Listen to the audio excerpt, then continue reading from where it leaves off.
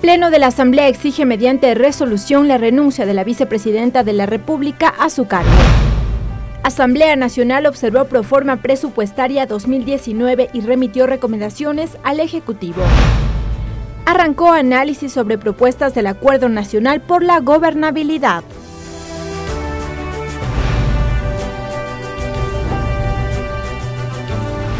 Televisión Legislativa presenta TVL Noticias, emisión central con Mariela Logroño.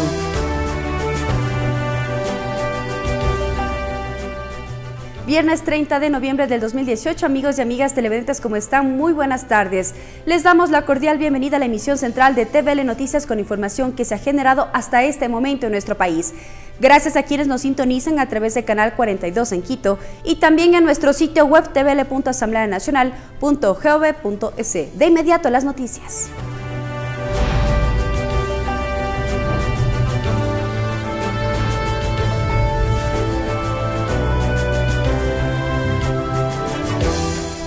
Con 90 votos afirmativos y 16 abstenciones, el Pleno de la Asamblea Nacional observó la proforma presupuestaria para el 2019.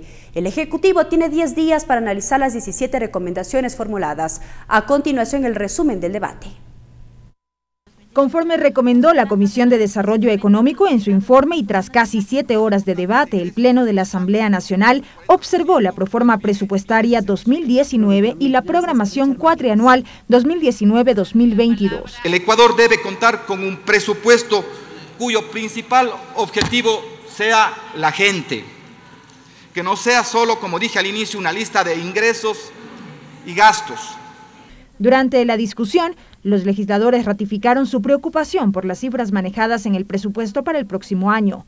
Luis Fernando Torres y Homero Castanier.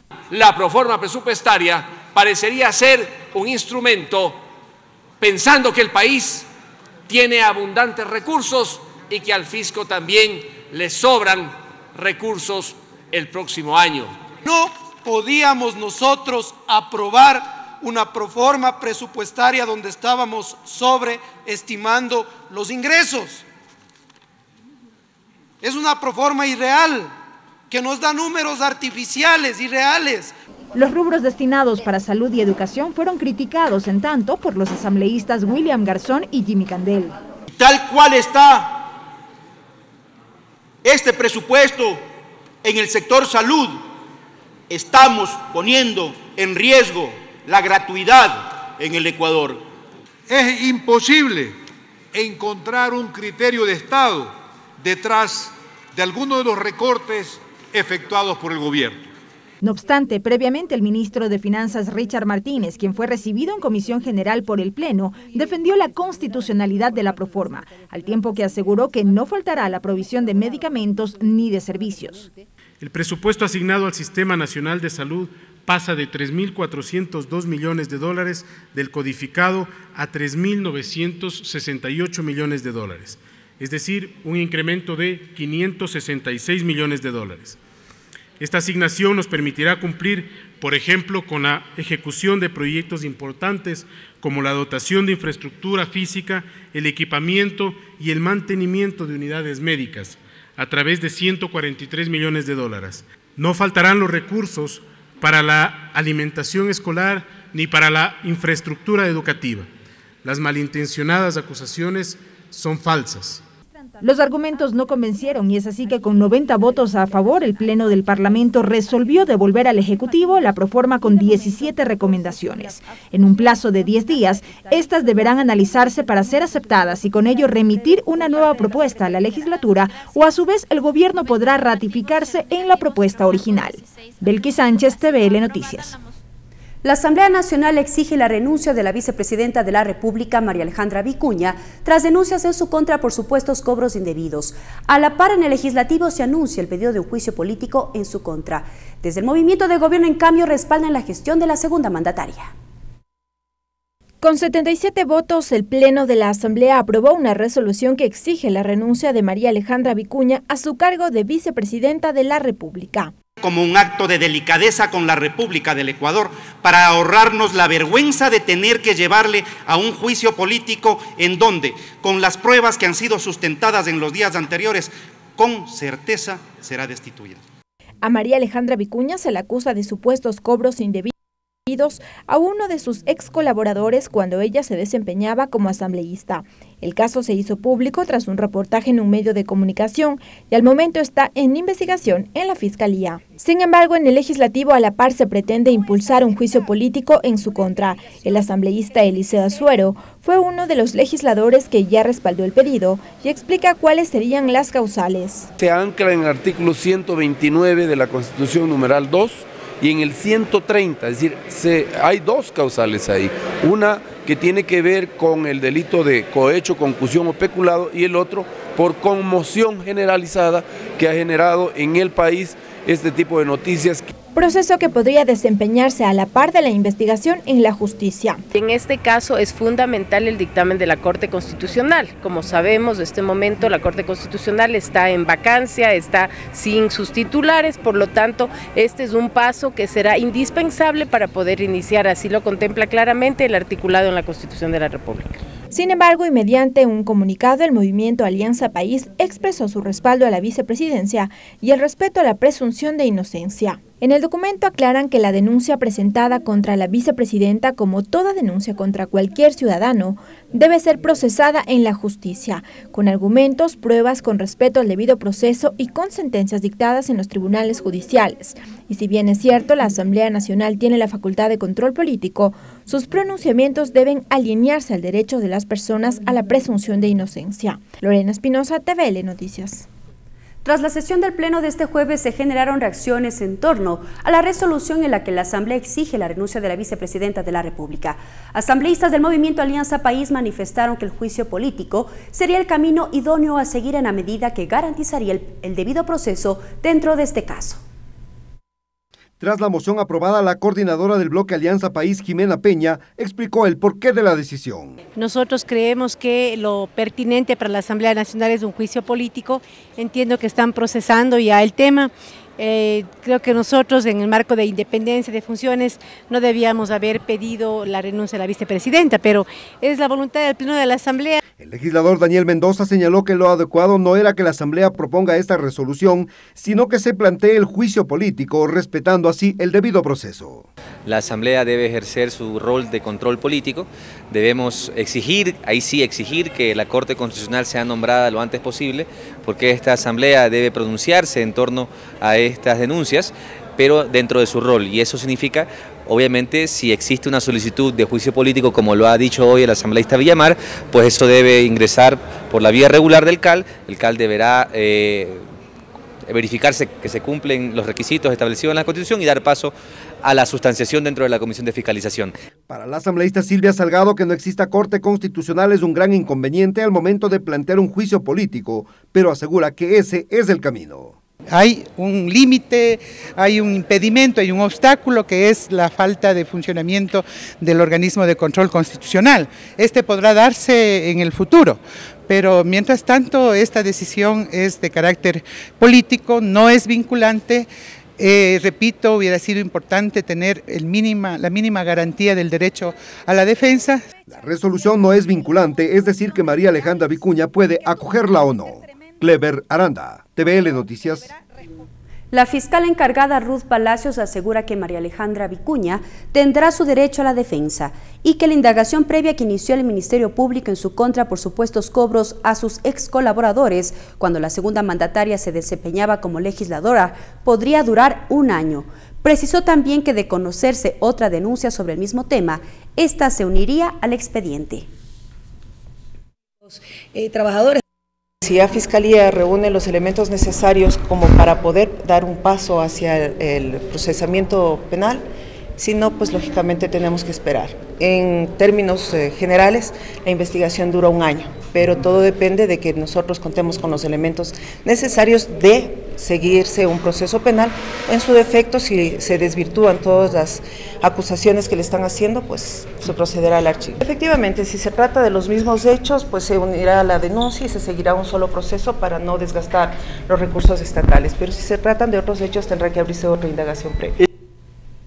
En otro tema, con 101 votos afirmativos, el Pleno de la Asamblea Nacional aprobó una resolución mediante la cual se exhorta al presidente Lenín Moreno para que declaren emergencia en la provincia amazónica de Morona, Santiago, ante los estragos causados por las fuertes lluvias registradas en la zona, especialmente en el cantón Limón Indanza. Los asambleístas Tito Puanchir, proponente de la resolución, y Juan Pablo Belín se refirieron a la pérdida de vidas humanas y las afectaciones materiales en la provincia. Han quedado sin viviendas, están damnificadas más de 118 personas. Se ha destruido como 5 viviendas que hoy más que nunca ni siquiera tuvieron en su idea. A las 5 de la mañana del día 24 de noviembre de 2018 les sorprendió este desastre.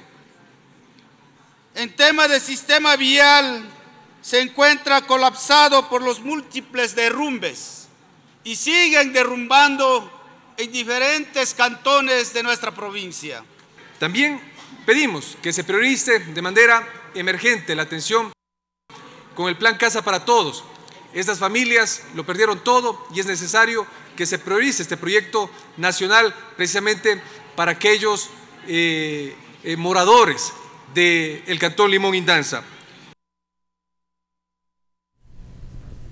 La noche de este jueves, el gremio del taxismo en Pichincha anunció la suspensión del paro anunciado para este viernes desde las 0 horas. Tras esta decisión, la medida de suspensión de las clases se mantuvo para la jornada matutina, mientras que las jornadas vespertinas y nocturnas tienen clases con normalidad este viernes.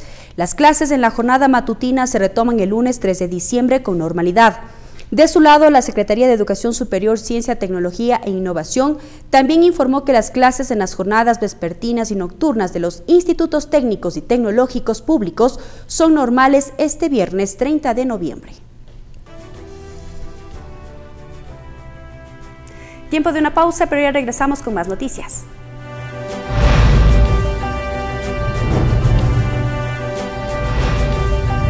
Regresamos con TVL Noticias, emisión central, luego de la siguiente pausa promocional.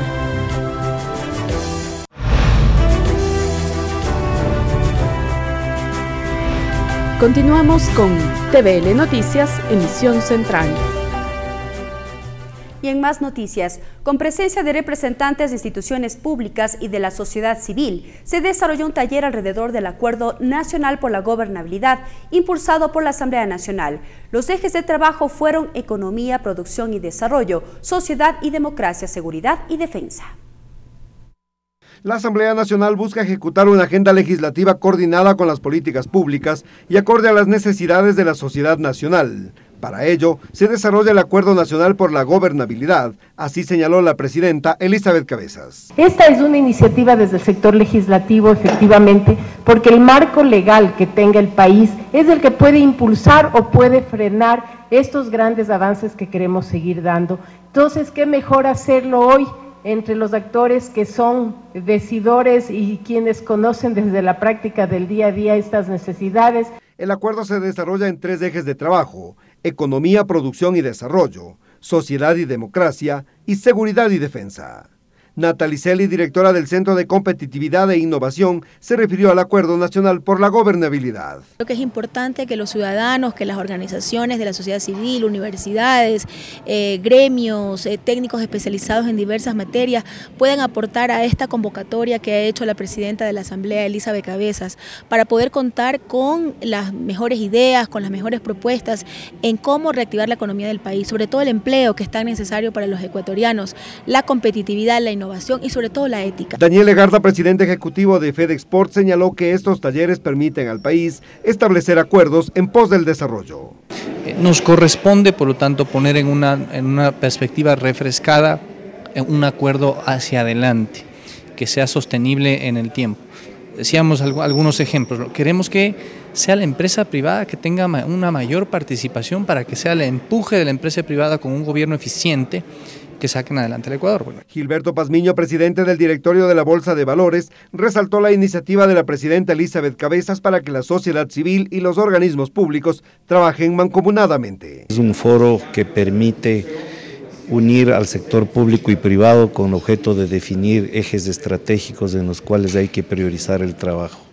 El general Pablo Rodríguez, director nacional de planificación de la Policía Nacional, sostiene que sin seguridad no existe desarrollo. La situación de la producción, la situación de la educación, del desarrollo, si no tiene un componente de seguridad integral, dudo mucho que pueda tener un adecuado desarrollo en ese sentido. El trabajo de las 3 mesas fue recogido en un documento y entregado a la presidenta de la legislatura, Clever Aranda, TVL Noticias.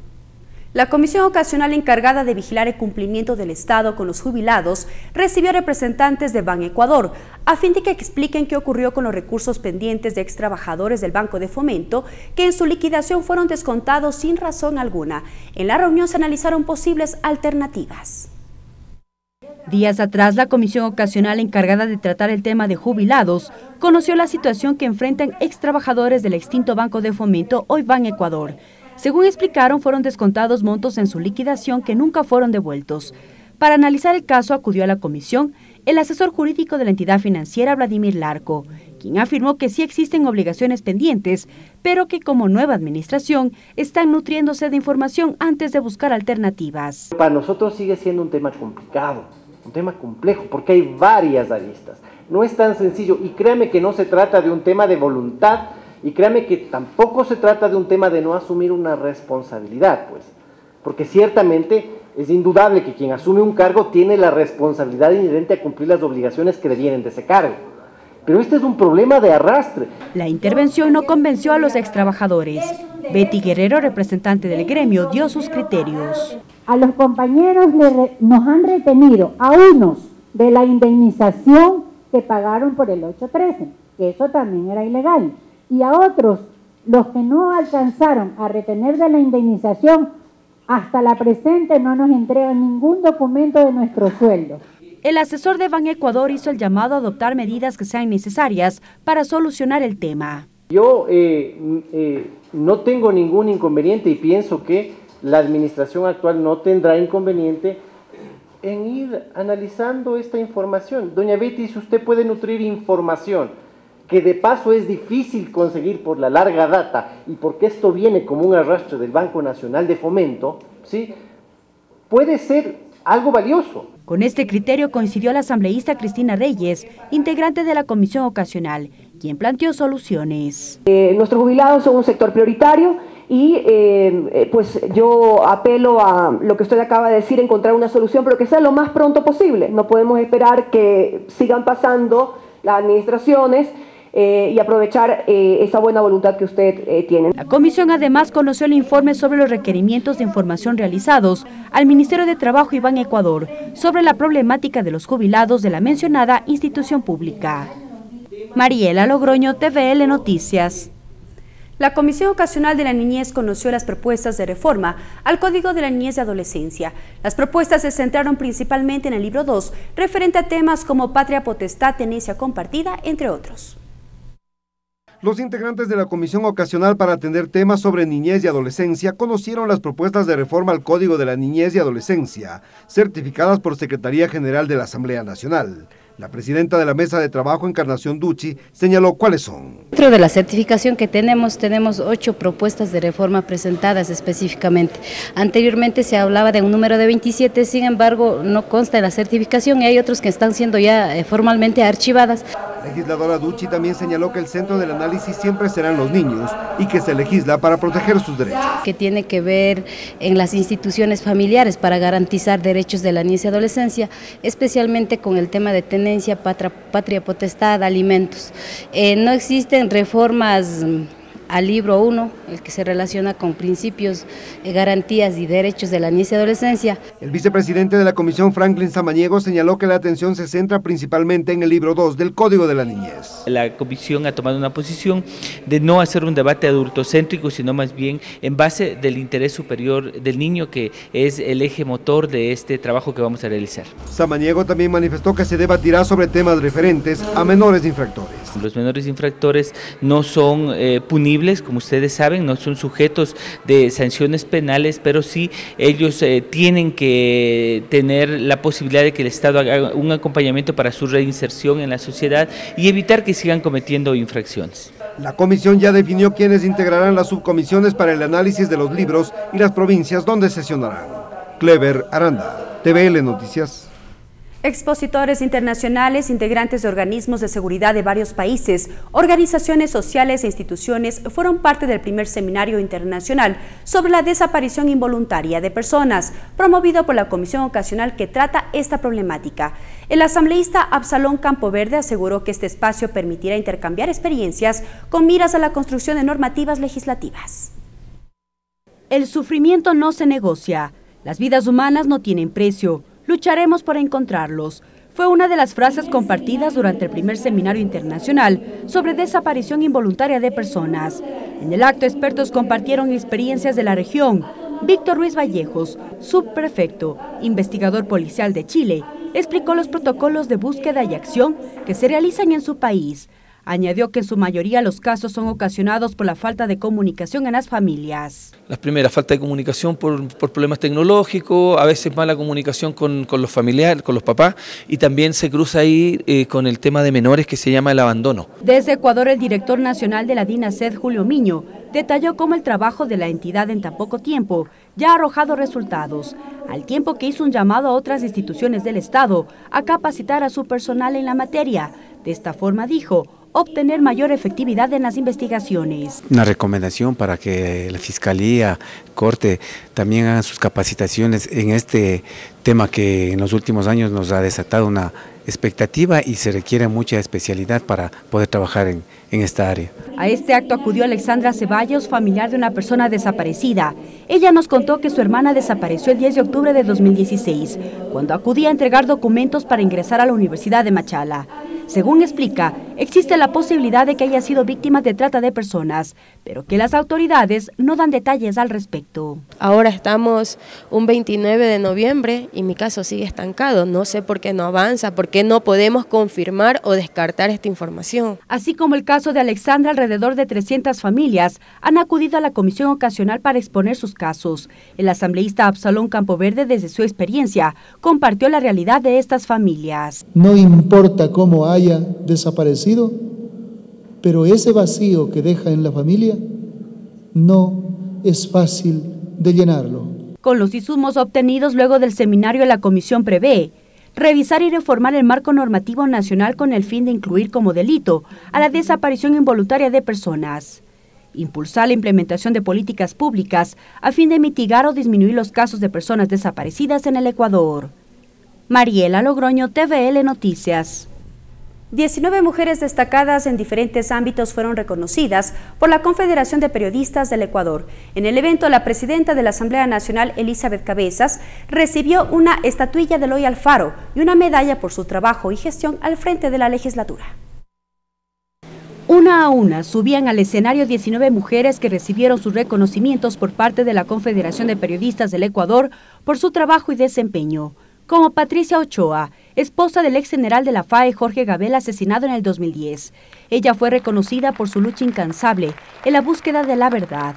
Ante ello, la presidenta de la Asamblea, Elizabeth Cabezas, en primera instancia, resaltó la actitud de Ochoa, que dijo se ha convertido en un ejemplo de perseverancia y amor por la familia. Un ejemplo de lucha, un ejemplo de constancia y un ejemplo de ese amor inmenso que las mujeres tenemos para nuestras familias y para nuestras parejas. Así que en usted le reconozco a todas las mujeres que lo hacen con todo ese sentimiento que usted le ha puesto a su causa. Tras ello agradeció el reconocimiento que dijo invita a seguir en la lucha permanente. Es cuando todos sumemos nuestros esfuerzos, arrimemos el hombro y entendamos que esta no es una pelea personal de ningún líder, de ninguna persona, en ninguno de los poderes del Estado, sino que es una lucha conjunta. La Confederación de Periodistas del Ecuador también reconoció a Diana Atamaín, titular del Consejo Nacional Electoral, Patricia Guadalupe Fierro, principal de la Unión Nacional de Periodistas, Diana Cobos, ambientalista, Diana Salazar, directora de la UAFE, Sandra Cordero, jueza de la niñez y la familia, Verónica Sevilla, directora de Quito Turismo, Eva García, gerente del BIES, entre otras mujeres que también fueron homenajeadas. Solamente sabemos levantar la voz y reclamar nuestros derechos, y ante las cuales casi siempre la mujer jamás dice no puedo, dice lo hice a pesar de. Ese es un lema y es un orgullo que creo que muchas mujeres sentimos. En el Instituto de Altos Estudios Nacionales se desarrolló la gala de honor para reconocer a 19 mujeres lideresas más influyentes del 2018. Mariela Logroño, TVL Noticias. A continuación revisamos junto a Tatiana Sonel-Hosner la agenda cultural con las actividades para este fin de semana.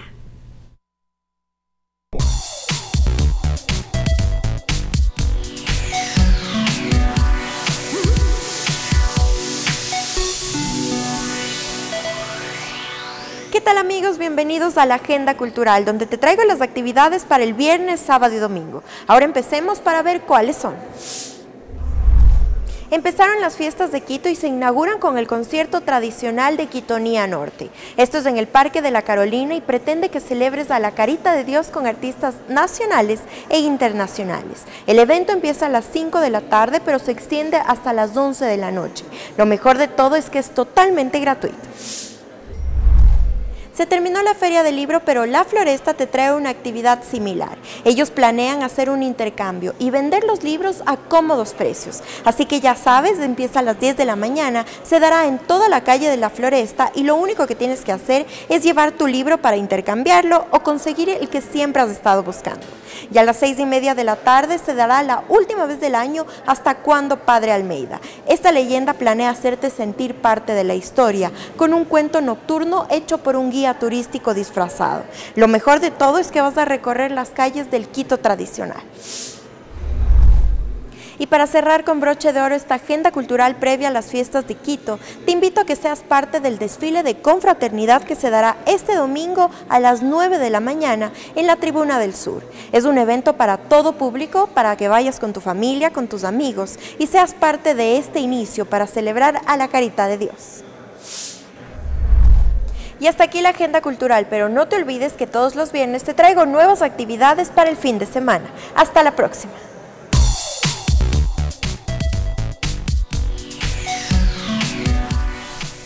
Y así llegamos a la parte final de la emisión central de TVL Noticias. Más información a partir de las 18 horas en emisión estelar. Gracias por acompañarnos. Buenas tardes.